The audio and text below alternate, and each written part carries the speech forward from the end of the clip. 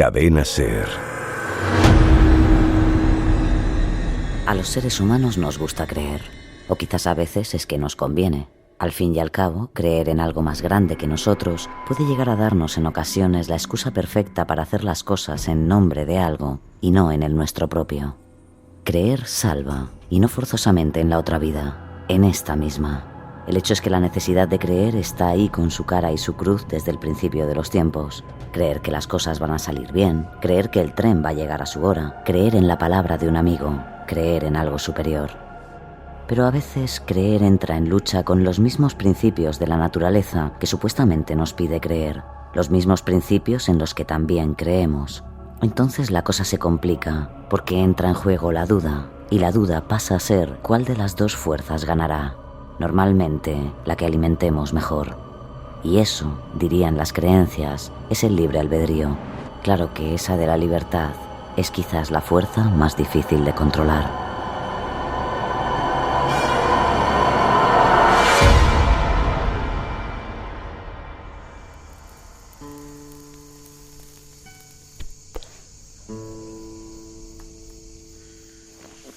Charlie, ¿por qué estamos aquí? ¿Aquí? ¿Aquí dónde, Susan? Aquí, en medio del desierto. Viviendo en este rancho, se cae a trozos. Está todo sucio. El caso real. Lo miras todo desde la perspectiva equivocada. Aún tienes mucho que aprender.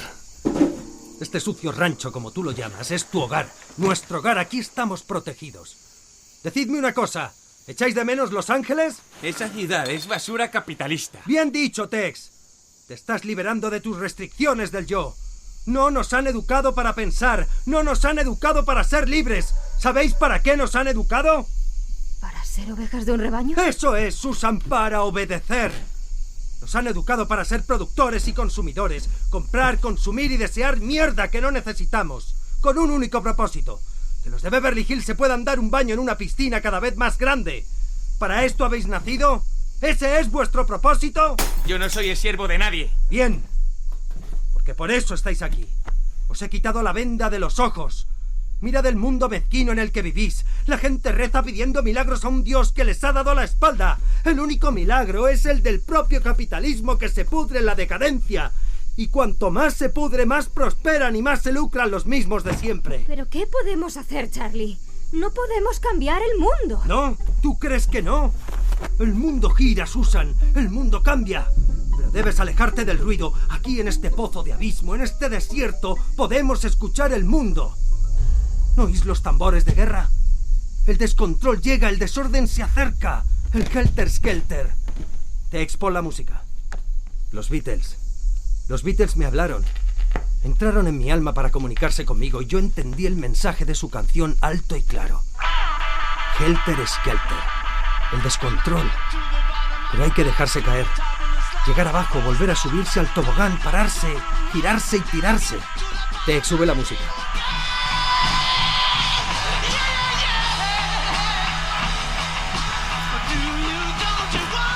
Dime, ¿no quieres que te ame?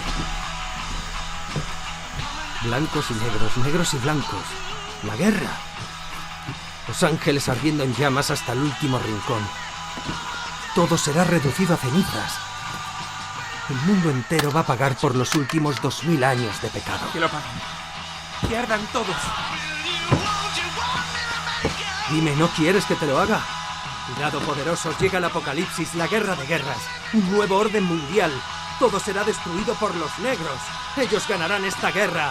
Y cuando todo se haya desplomado, saldremos del pozo del abismo para asumir el control. ¡Será el Helter-Skelter! ¡Gritad todos conmigo! ¡Helter-Skelter! ¡Y hasta aquí! ¡Helter-Skelter! ¡Helter-Skelter! Hasta ahora erais mi familia. Ahora sois mi ejército. Hasta ahora era vuestro padre. Ahora soy vuestro líder. ¡Helter-Skelter! La guerra del Armagedón está en camino. No le tengo miedo a la muerte. Muero cada noche y renazco con el nuevo día. Debéis adorarme. Debéis temerme. Porque este jodido mundo vive y muere a mis pies. Soy Charles Mason. Soy el hijo de Dios y el hijo de Satán.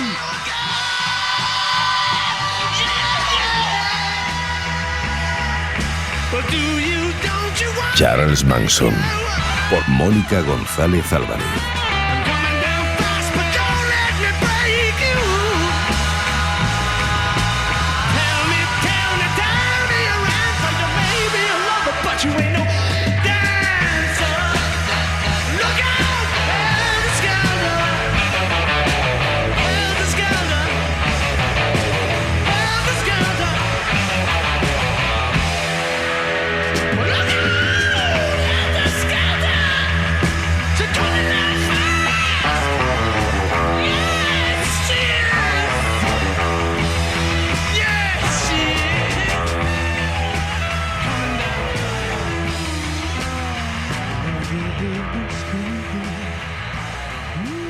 Escuchar a Charles Manson en plena vorágine de exaltación religiosa, autodenominándose el verdadero anticristo, es escuchar a un fanático con tal poder de convicción que logró forjar una de las sectas más peligrosas de finales de los años 60 en Estados Unidos. Aquella familia, como bautizó a ese grupo de feligreses, la hipnotizó para cometer terribles crímenes, por un único motivo: la llegada del temido apocalipsis. ¿Pero qué significaba para Manson este término? El fiscal general Vincent Bugliosi nos lo explica. Manson estaba anticipando una guerra entre blancos y negros y les dijo a sus seguidores: os llevaré al pozo del abismo en el desierto. Supuestamente ese era el lugar del que había llegado. Estaba descrito en la 9ª revelación de la Biblia, en el Apocalipsis. También dijo que en el fondo de ese pozo la tierra estaba llena de leche y miel y que había 12 tipos de fruta en cada árbol. Manson pensaba que el hombre negro iba a ganar esa guerra. Era su turno de asumir el control, pero también era racista y pensaba que los negros estaban menos evolucionados. Sin embargo, era su turno de ganar la guerra, aunque no serían capaces de gobernar el mundo porque los negros solo conocían lo que les habían enseñado los blancos. Así que tendrían que devolver el mando del mundo a los blancos. Fue entonces cuando Manson dijo: saldremos del pozo del abismo y asumiremos el control del mundo. Les convenceremos de que este apocalipsis traerá un nuevo y mejor orden social. Y utilizó la Biblia y a los Beatles para fundamentar sus ideas. A través de sus sermones, este líder utilizaba música de los Beatles, a los que consideraba precisamente los 4 jinetes del Apocalipsis, para lanzar un mensaje revelador. El sonido de la banda británica escondía una profecía que iba destinada exclusivamente a Manson. El fin del mundo estaba a punto de llegar, decía. Un nuevo orden mundial se instauraría y él, Manson, sería el rey del mundo. Así lo vivió Catherine Sher, a la que llamaban Gypsy, y fue un antiguo miembro de la familia. Cuando salió el álbum blanco de los Beatles, Charlie lo escuchaba una y otra vez.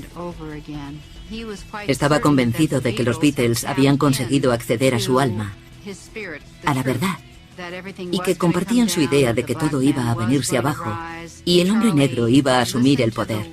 No es que Charlie escuchara el álbum blanco y empezara a seguir lo que pensaba que predicaban los Beatles. Fue más bien al revés.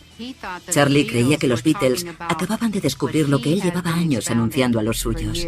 Sin embargo, esta obsesión por lo religioso y lo esotérico tiene su origen en su infancia, que siempre estuvo marcada por la ausencia de su madre, una camarera que un día decidió vender a su hijo Charles por una ronda de cervezas al poco de nacer, en 1934. De no ser por un tío suyo que fue a buscarlo para traerlo de vuelta a casa, el pequeño hubiera acabado con una desconocida. Imaginemos por un momento el calado emocional de la situación y las posteriores repercusiones que tendría esto en la vida de Manson. Además, esto se agravó a raíz de otro detonante. Su tutora legal educó al niño en la rectitud y en el misticismo, enjuiciando continuamente su comportamiento pecaminoso. No paró de decirle que era un ser excluido de la sociedad. Era inevitable que le afectase. Así que, qué mejor forma de escapar de esa realidad en Cincinnati, Ohio, Estados Unidos, que delinquiendo, robando coches, asaltando establecimientos, cometiendo toda clase de estafas, incluso agresiones. Por aquel entonces, Manson tenía 14 años y acababa de iniciar su larga carrera delictiva. Durante la siguiente década le dio tiempo a casarse 2 veces, tener 2 hijos y a entrar en la cárcel en varias ocasiones. La última le mantuvo entre rejas 17 años. Fue allí donde sufrió lo que podríamos denominar una transformación. En esa nueva etapa, Manson conoció el esoterismo, se formó dentro de esta disciplina y se afilió a la Iglesia de la Cienciología. Asimiló multitud de conocimientos de todas las religiones y asumió un liderazgo que llevaba, por decirlo de alguna manera, dormido mucho tiempo dentro de él. Pero fue al salir de prisión en 1967 cuando puso en marcha todo eso, todo lo aprendido, esa gran obra, lo que llamó La Familia. Para ello, se dirigió a San Francisco y recorrió en autobús la costa, captando a numerosos adeptos. Aquello parecía más una comunidad hippie que una secta, pero las creencias no eran las mismas que una secta. Sus preceptos se basaban no en el amor, sino en el resentimiento. Allí comenzó una estela de drogas con el consumo de LSD, música, sexo libre y asesinatos. Entre los miembros de la familia había celebridades de todo tipo de Los Ángeles, como por ejemplo Dennis Wilson, integrante del grupo The Beach Boys, Susan Atkins, conocida como Sadie Mae, Charles Tex Watson o Linda Kasabian. Todos ellos veían en la seductora doctrina de Manson al Mesías, que venía a salvarlos de un mundo cruel. Nadie discutía sus acciones. Nadie dijo no a mancharse las manos de sangre. Probablemente el asesinato más sonado de la familia fue el de Sharon Tate. Fue el 9 de agosto de 1969. Estaba con unos amigos en su casa del 10.500 de Cielo Drive, Beverly Hills.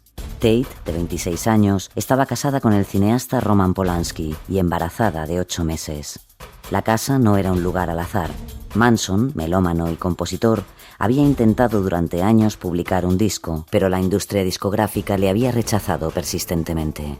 Y precisamente el 10.500 de Cielo Drive había sido con anterioridad la casa de uno de los productores que rechazaron a Manson. Charles no estuvo presente en este crimen. Son sus acólitos Susan, Katie, Linda y Tex quienes acuden decididos a la casa. Ninguno llega a los 20 años. Han tomado LSD. Se sienten especiales, excitados, elegidos. Al primero que ven es a Steve Parent, fuera de la casa, dentro de su coche. Por favor, no me hagas daño. Yo no diré nada. Antes de que pudiera reaccionar, los miembros de la familia le tirotean. Así empieza el Helter Skelter de la familia de Charles Manson. Entran en la casa. Dentro hay 4 personas. En el piso de abajo, Jay Sebring está sentado en un sofá en medio del salón. No te muevas, o eres hombre muerto. ¿Quiénes son ustedes? ¿Qué quieren? Subid a registrar las habitaciones mientras yo me ocupo de esta mierda. ¡Vamos! Y tú, sabandija, levántate. Hoy vais a morir todos. Le golpea hasta que le sangran los nudillos. Luego lo arrastra hasta una silla y lo maniata. En ese momento, Susan y Katie bajan de la planta superior llevando por el brazo a Wojtek Frykowski, Abigail Folger y Sharon Tate. ¿Qué pasa? ¿Qué es esto? ¿Qué ocurre? Sharon va vestida con un camisón transparente que deja ver su avanzado estado de gestación. Mi bebé, ¿qué nos va a pasar? ¡Cállate! Aquí no tienes privilegios. Por favor. No bajes la cabeza. Susan, sosténsela. Mira esto. La sangre de Jay Sebring tiñe de rojo la pared del comedor. Abigail Foster, aprovechando el momento de desconcierto, logra salir corriendo. ¡Susan, alcánzala! Y Susan corre tras ella empuñando un cuchillo. ¡Vuelve aquí, cerda! Consigue darle caza cuando Abigail atraviesa el jardín. ¿Dónde crees que vas? ¡Mamá, ven! ¡Mamá! Necesitó 18 puñaladas para matarla, pero le asestó 28.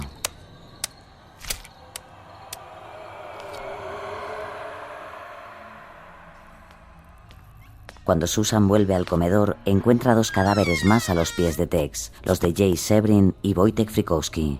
Sharon Tate, en el centro del comedor, está aún viva. Tiene una soga atada al cuello. Por favor, dejad que mi hijo viva. Os lo suplico, por favor, por favor. Ese engendro que llevas en la barriga es tan podrido como tú. ¡Roman! ¡Nuestro bebé! ¡No le hagáis daño a nuestro bebé! ¡Cállate! Primero la apuñaló en el corazón y después fue a por el bebé. Hasta 17 veces clavó el cuchillo en el cuerpo de Sharon Tate. Su obra estaba casi completa. Solo faltaba dejar un mensaje, como les había pedido Manson. Impregnan sus manos con la sangre de la joven y en las paredes Tex escribe cerdos y Susan Helter Skelter. Luego se van.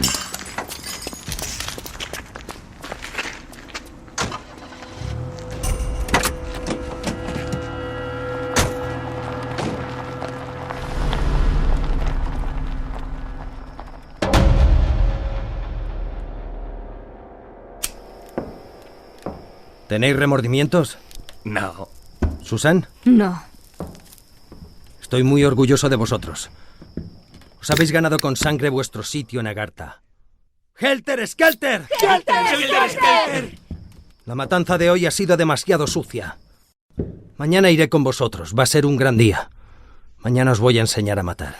No hubo ninguna sospecha acerca de Charles Manson y su secta. De hecho, hasta varios meses más tarde, no se supo quiénes habían sido los culpables de los asesinatos. Roman Polanski llegó a sospechar de varios de sus amigos. He vivido en Hollywood y lo he tenido todo. Un Rolls Royce, un Ferrari y una mansión en Beverly Hills. Era vivir en una gran prisión. Era una prisión como la que había abandonado años atrás. Aunque nunca me importó volver a prisión. La prisión no está al final de esta celda. La prisión está en la mente. Está encerrada en un mundo que está muerto y agonizando.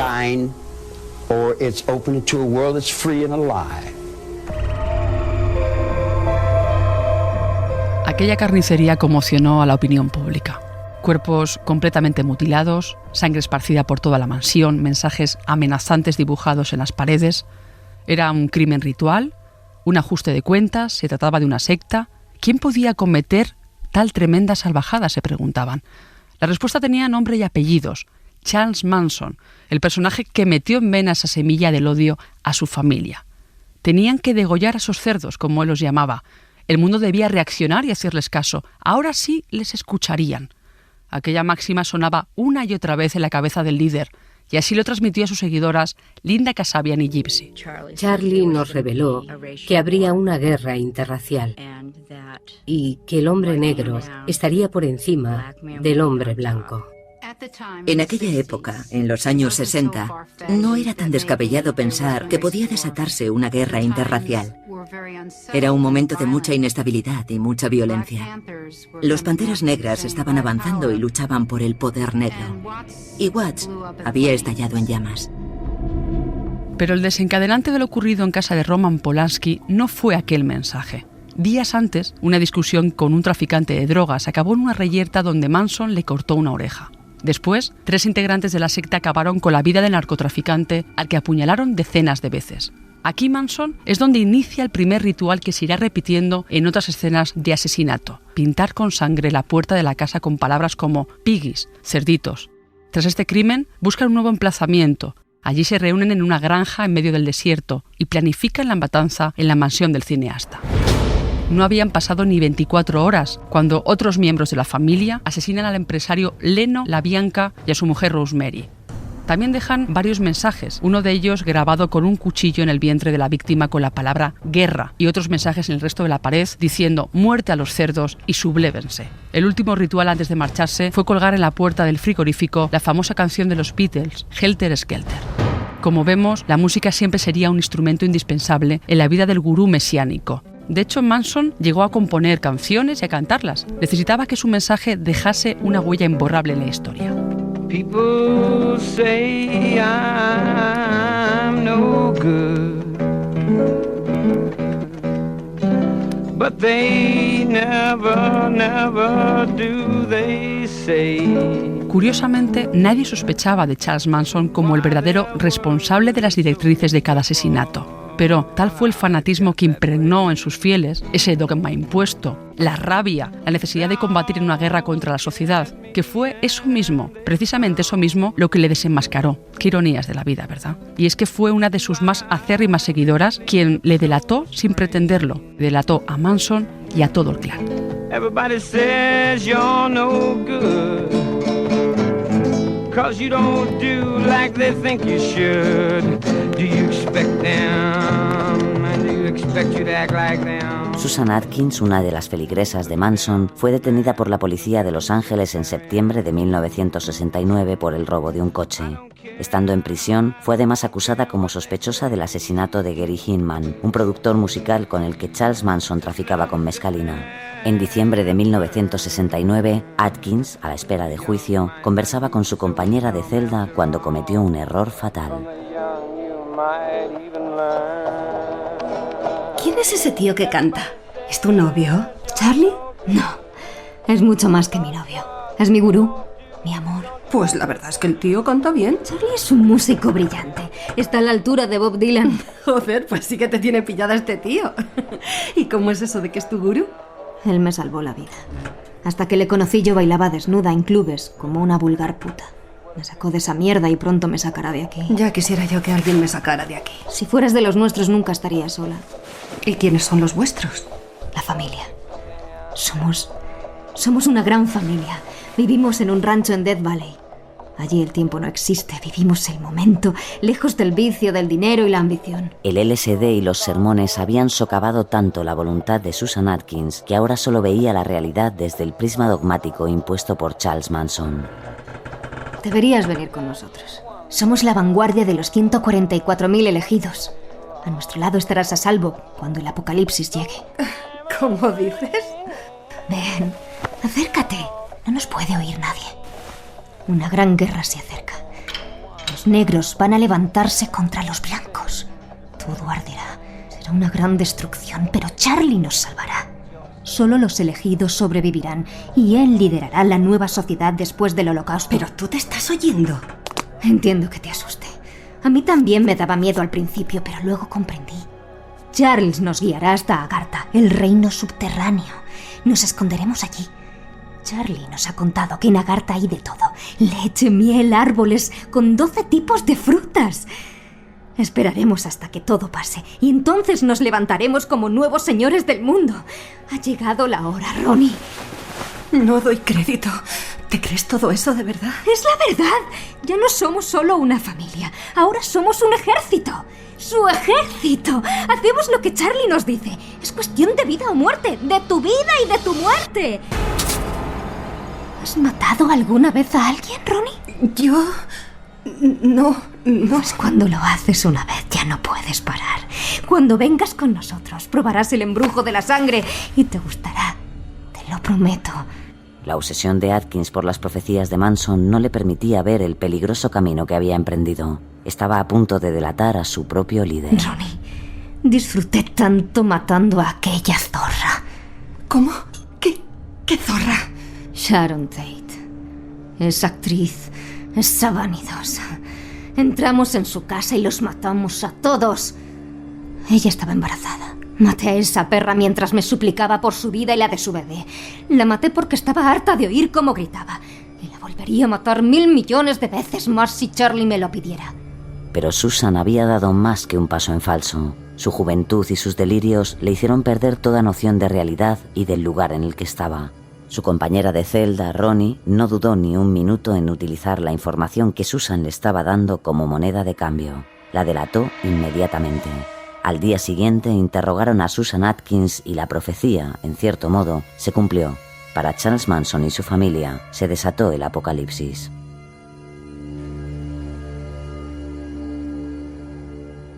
Había llegado el final de Charles Manson. Era el 12 de octubre de 1969 y la policía procedió a detener al gurú y a varios miembros de la tribu. Pero siempre argumentó, incluso durante el juicio, que ni había matado a nadie, ni tampoco lo había ordenado. Hasta el presidente Richard Nixon, recuerdo, dio un discurso sobre este asunto aludiendo a la culpabilidad del detenido, algo que molestó sobremanera al abogado de la defensa. Pero, ¿ante quién se estaban enfrentando las autoridades? ¿Era un sociópata, un fanático religioso, un peligroso asesino?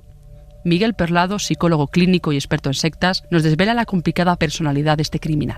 El caso de Charles Manson es uno de esos casos prototípicos de sociopatía directamente, ¿eh? Es decir, un hombre con una trayectoria que ya empieza a debutar en torno a la preadolescencia, 13, 14 años, con diversas detenciones por delitos varios y con un historial largo y extenso de transgresiones de la ley. Por lo tanto, no hay duda de que estaríamos a un perfil plenamente compatible con una sociopatía. Cuando hablamos de sociopatía o de psicopatía, porque son términos que muchas veces se superponen, hay varias maneras de comprender la psicopatía, ¿no? Desde un punto de vista más psiquiátrico, la psicopatía se considera como una psicopatología aparte, ¿no? Desde otros puntos de vista más psicológicos, inclusive desde un punto de vista más desde un marco más desde el psicoanálisis, se entendería, por ejemplo, la psicopatía como una estructura que pone distancia a una psicosis que puede estar larvada en este sentido. A veces, en algunos gurús de sectas observamos justamente esto, ¿no? Una organización mental psicopatológica que tiende a dominar y a controlar a los demás como una forma de evitar una descompensación o una ruptura psicótica, lo que entenderíamos como una esquizofrenia, un brote psicótico, ¿no? Entonces son personas que se organizan de esta manera para protegerse justamente de eso, de una mayor desorganización. Las características del sectarismo conllevan la intolerancia, la discriminación o el odio, rasgos precisamente principales de la familia. De hecho, todo apunta a que la tremenda infancia que vivió Manson le influyó muchísimo para forjar su excéntrico y peligroso carácter. Y en la situación además de Charles Manson, como en el caso también de otros gurús de sectas, toda su experiencia acumulada, vivida en el seno de la familia, fragua un carácter determinado, y en el caso de Manson, toda la abundante patología, también transgresiones de la ley, alcoholismos, abusos varios, aunque luego la propia historia de Charles Manson queda entremezclada con otras subhistorias, algunas en duda, otras entre comillas, pero sí, francamente, digamos, el análisis de su biografía y de su trayectoria vital apunta a que todo su carácter sociopático vino ya fraguándose desde su tierna infancia. Como vimos anteriormente, el fanatismo religioso de Charles Manson emergió durante su larga temporada en la cárcel. Allí estableció la que sería su doctrina, su ideología, en la que mezclaba diversos conocimientos y preceptos de corrientes tanto orientales como cristianas. Incluso reinterpretó la Biblia, y su filosofía afirmaba que solo aquellos que le siguiesen se salvarían del apocalipsis. Pero ¿hasta qué punto su séquito, sus fieles, creían lo que decía en sus sermones? El especialista en sectas Miguel Perlado arroja luz a esta cuestión. Además hay que tener en cuenta otra cosa con el caso de Charles Manson, y es que hace su aparición en un momento de la contracultura y el hipismo en los Estados Unidos, en unos momentos donde toda la sociedad norteamericana está convulsa por todas estas tensiones que se están dando socialmente, y la puesta en escena que hace es en un contexto de abuso de drogas, de promiscuidad, de desdibujamiento de muchos límites, y en este sentido su personalidad, su labia, su puesta en escena era creíble porque tenía esos componentes de seducción, a la par que todo pudiera estar muy distorsionado por esos contextos más vinculados a las drogas, ¿no? Pero ciertamente la puesta en escena era creíble, y la capacidad de enredar y de seducir y de embelesar, especialmente a las mujeres, pues era notoria. Aquella seducción, aquella labia, aquel hipnotismo hacia sus seguidores se debía, como afirmaba Perlado, a una sociopatía. Pero, ¿realmente hay cura para personajes como Manson? En el caso de Charles Manson, diríamos que es un trastorno crónico, del cual además él mismo se jacta desde prisión de que no se arrepiente ni recula en ninguna de las cosas ni ninguno de los asesinatos que perpetró o estimuló en sus seguidores, y por lo tanto es difícilmente curable. Puede ser tratable, pero curable es otro tema muy diferente, ¿no? En el caso de otros gurús de sectas, habría que analizar situación por situación. Los hay con perfiles muy narcisistas a nivel patológico, lo que llamamos trastornos narcisistas de la personalidad o trastornos narcisistas severos, que en función de su severidad, precisamente, podrán ser más o menos tratables, curables, ¿no? Pero por lo general, en mi experiencia, el gurú de una secta ni suele buscar ayuda, ni la acepta cuando se le ofrece, y por supuesto son todos los demás los que necesitan ayuda, consuelo, etc. Salvación, purga, juicio final, guerra entre negros y blancos. Cualquier pretexto era bueno con tal de dar rienda suelta a nuevas correrías, nuevos delitos, nuevos crímenes, nuevas víctimas inocentes. Por suerte, la confesión de Susan Atkins llevó a Manson ante la corte, convirtiendo el juicio en todo un espectáculo.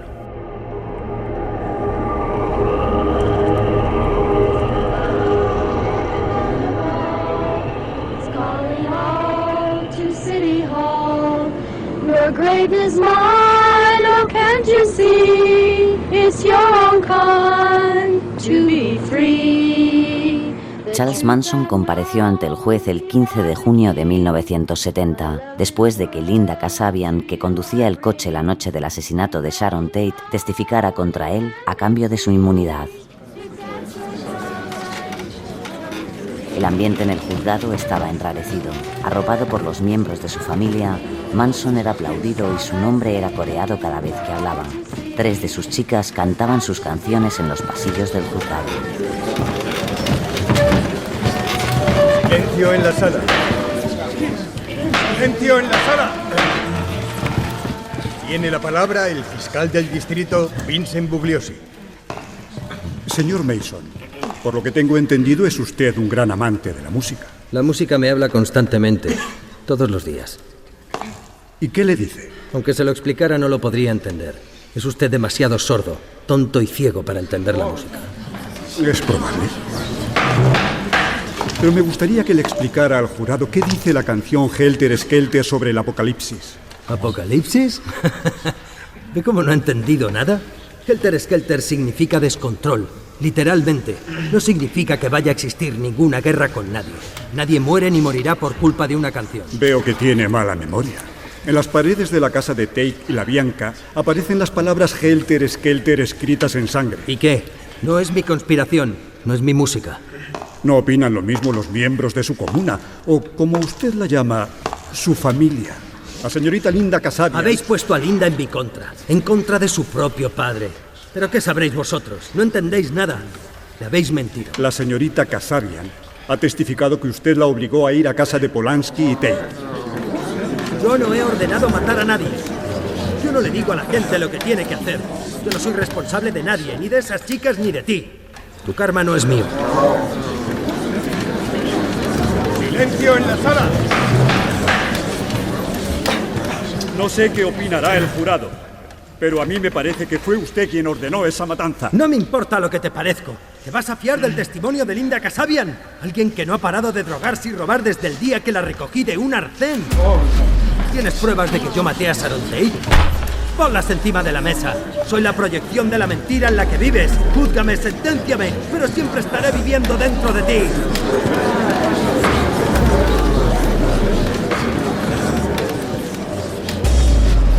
Al no haber participado directamente en ningún crimen, la única manera de culpar a Manson era a través de evidencias circunstanciales, y poco a poco Bugliosi fue cerrando el círculo. A finales de julio, Manson estaba acorralado por las pruebas y, como señal de protesta, se dibujó en la frente una X con una cuchilla de afeitar.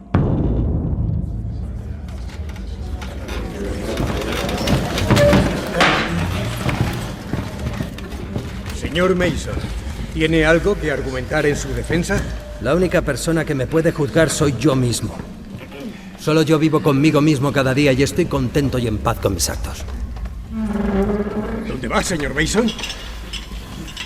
Vuelva a su asiento ahora mismo. Señor Mason. Pero Manson es su único dueño. Camina hacia el jurado mirando fijamente a cada uno de los miembros. En sus ojos hay algo hipnótico. Es imposible mantenerle la mirada. Y cada vez que un miembro del jurado rompe el contacto visual, salta al siguiente. He hecho todo lo posible por encajar en vuestro mundo. Y ahora queréis acabar conmigo. Miro lo incompetentes que sois todos y me pregunto por qué queréis matarme. ¡Yo ya estoy muerto! ¡Vivo en la tumba que vosotros me construisteis! ¡Señor Mason! ¡Vuelva a su silla! No se lo volveré a repetir. Podéis matar mi ego, mi orgullo, podéis matar mi deseo. Podéis enterrarme en una celda, golpearme los dientes, aplastarme el cerebro. Pero nunca podréis matar mi alma. Manson cambia el rumbo y se sitúa a menos de 1 metro del juez. Está fuera de sí, como si en cualquier momento fuera a saltarle a la yugular. Esas criaturas que han matado a la pobrecita Sharon Tate y que van por la calle armados con cuchillos son vuestros propios hijos, no los míos. Yo no les he enseñado nada, todo lo han aprendido de vosotros. Yo no quiero matar. Si quisiera matar, podría saltar y degollarte en mitad de esta sala. ¡Alguaciles! ¡Llévenlo a su celda! Se levanta la sesión hasta nueva orden. ¡Soltadme! Si yo quisiera asesinar a personas, ninguno de vosotros estaría vivo. ¡Ninguno! ¡Soltadme! No me importa que me devolváis a prisión. La prisión está en tu mente. ¿Me oyes, juez? La prisión está en tu mente. ¡Yo soy libre! Pese a que Manson promulgaba la belleza de la muerte, durante el juicio luchó con todas sus fuerzas por salvar su vida. Después de mucho tiempo, parecía que el Hijo de Dios y de Satán había bajado a lo terrenal para revelarse como lo que realmente era, un asesino común. Tell me in a sentence who you are. Dime, ¿quién eres? Nobody. Nadie. I'm nobody. No soy nadie. I'm a tramp, a bum, a hobo. Soy una trampa, un holgazán, un vagabundo. Soy un furgón, un malabarista del vino. Soy una navaja. Si te me acercas. Charles Manson siempre fue un hombre nocivo y aunque en ningún momento participó en los crímenes de la casa de Polanski, el 29 de marzo de 1971 el tribunal le condenó por conspiración a la pena de muerte. Sin embargo, tras la abolición de la pena capital por la Corte Suprema de California, le acabaron sentenciando a cadena perpetua. Pero aún así, los crímenes no cesaron. Las actividades de la familia continuaron. Varios de sus acólitos robaron en una armería y fueron abatidos a tiros por la policía antes de secuestrar un avión. Con ello, pretendían exigir la liberación de su líder, de su salvador. El 5 de septiembre de 1975, otro de sus miembros, Lynette Squeaky Fromm, intentó asesinar al presidente Gerald Ford, pero falló en el intento. Aunque poco después sí que consiguió acabar con la vida de alguien, en este caso de una joven, al asestarle 157 puñaladas. En cuanto a Manson, su día a día en prisión transcurre entre libros y música. Ha compuesto varias canciones que han versionado grupos como Guns N' Roses o Marilyn Manson, ha publicado 2 discos, escrito varios libros e incluso ha tenido tiempo para el amor. Diariamente miles de fans le escriben cartas para declararse e intentar seducirle, aunque solamente una de ellas ha conseguido este hecho. Es Afton Elaine Burton, más conocida como Star, que significa estrella. Esta chica tenía 27 años cuando le conoció, es decir, 53 años menos que Manson. Ambos llegaron a ser pareja durante un tiempo, ella le visitaba frecuentemente en la prisión, incluso se sacaron la licencia para poder casarse, pero ocurre algo inesperado. Antes de firmar, Manson descubre que las intenciones de la joven no eran buenas. Parece ser que esta chica y un amigo suyo tenían planeado hacer negocio con la muerte del criminal. El lucro sería exponer sus restos en un ataúd de cristal. Con ello, atraerían a miles de curiosos que llegarían en procesión y por tanto ganarían mucho dinero con ello. Ciertamente, el que durante décadas ha sido considerado el mago del engaño gracias a sus radicales consignas dogmáticas, estuvo a punto de caer en una trampa similar a las suyas. La diferencia es que en esta ocasión fue por amor y no por resentimiento lo que provocó la casi caída de su reinado apocalíptico. Quizá porque, según Manson, la sociedad le ha condenado por ser la voluntad de Dios.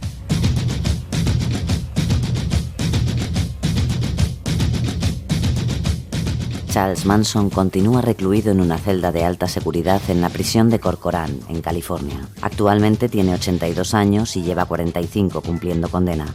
La vida entre rejas no le ha impedido convertirse en un icono de la cultura pop de los Estados Unidos. Los honorarios recibidos por sus entrevistas en medios de comunicación le han reportado beneficios millonarios, aunque difícilmente le podrá sacar provecho a su fortuna. Hasta 2027 no tiene derecho a solicitar la libertad condicional.